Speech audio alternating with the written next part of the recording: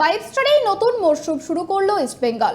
যুব ভারতীতে 134তম ডুরান্ড কাপের উদ্বোধনী ম্যাচে সাউথ ইউনাইটেড এফসিকে 5-0 গোলে হারিয়ে দুরন্ত শুরু করেছে মশাল বাহিনী। দলের নতুন দেশে বিদেশে খেলোয়াড়দের পারফরমেন্সও নজর কেড়েছে সকলের, আর তাতেই নতুন মরশুমে ঘুরে দাঁড়ানোর স্বপ্ন দেখছেন ক্লাব কর্তা থেকে শুরু করে প্রাক্তন ফুটবলার ও সমর্থকরা।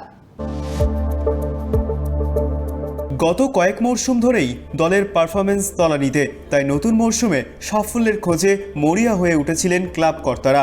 বিপিন সিং এর মতো দেশীয় তারকার পাশাপাশি এডমুন্ড, মোহাম্মদ রশিদের মতো বিদেশি মিডফিল্ডারদের নিয়ে নতুন করে দল গুছিয়েছে ইস্টবেঙ্গল। গত কয়েক মরশুমে ধারাবাহিক ব্যর্থতা ভুলে এই মরশুমে ইস্টবেঙ্গল যে লম্বা রেসের ঘোড়া হতে চলেছে তার আভাস 134তম ডুরান্ড কাপের উদ্বোধনী ম্যাচেই পাওয়া গিয়েছে। সাউথ ইউনাইটেড এফসির বিরুদ্ধে প্রথমার্ধে চুনডুঙ্গা ও সাউল ক্রেসপোর গোলে এগিয়ে যায় ইস্টবেঙ্গল। ম্যাচের শেষ 10 মিনিটে লাল হলুদের হয়ে ব্যবধান বাড়ান বিপিন সিং, দিয়ামান্তা কোষ ও মহেশ। প্রথম ম্যাচেই 5 গোলের জয়টা গোটা মরশুমে ফুটবলারদের অনুপ্রাণিত করবে বলেই মনে করছেন লাল হলুদের head coach Oscar Bruzon. Exactly. The positive point is the confidence. I said yesterday that we are not having enough preparation, but the boys today, they try their best. We are aware of what happened last season and we want to change the fortune of East Bengal. So this is a good way to start.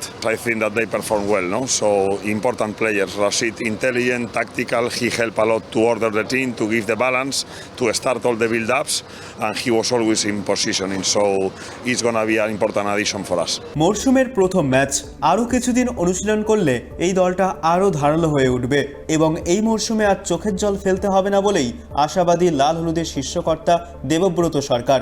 কিন্তু আমরা সবে 3-4 দিন সময় পেয়েছি, তো প্রিপারেশনের ঘাটতি আছে। ধীরে ধীরে আশা করি টিমটাকে দাঁড়াবে।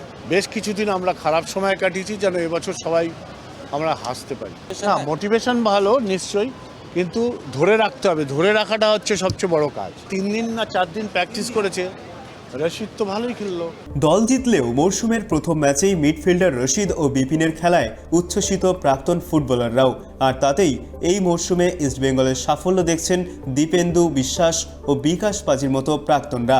তো একটা টিম ফার্স্ট ম্যাচ 5 গোল, ভালো রেজাল্ট, এটা নিয়ে নিঃসন্দেহে ভালো রেজাল্ট এবং ভালো লাগলো।